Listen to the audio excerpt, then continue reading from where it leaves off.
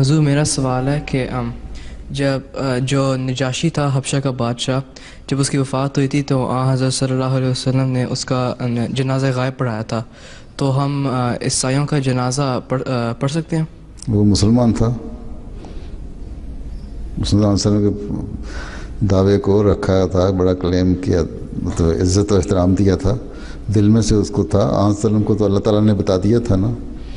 یہ کوئی اطلاع تو نہیں آئی تھی، کوئی ٹیلی گراف یا ٹیکسٹ اور ٹیلی فون سسٹم تو نہیں تھا نا جو نجاشی کی وفات کی اطلاع مل گئی ہو۔ اللہ تعالیٰ نے بتایا تھا کہ نجاشی فوت ہو گیا، ٹھیک ہے، اور اس کو پتہ نہیں اس کی تدفین بھی ہوئی تھی کہ نہیں، لیکن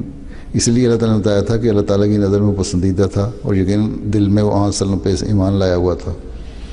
ٹھیک ہے، اور وہ مومنین میں سے تھا، اس لیے اس کا جنازہ پڑھا دیا۔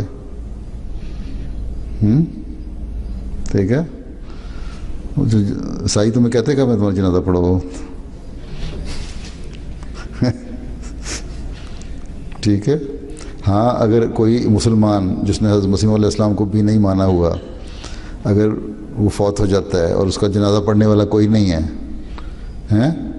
تو پھر احمدیوں کو اس کا جنازہ پڑھنا چاہیے، ٹھیک ہے، کیونکہ حضرت صلی اللہ علیہ وسلم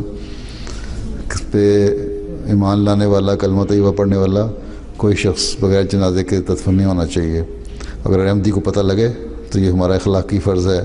مذہبی فرض ہے کہ ایسے آدمی کا جنازہ پڑھ کے اس کی تدفین کر دیں، ٹھیک ہے۔ عیسائیوں کو تو جنازے کی ضرورت ہی کوئی نہیں، وہ تو اپنی سروس کرتے ہیں، وہ تو نہیں کیا کرتے ہیں۔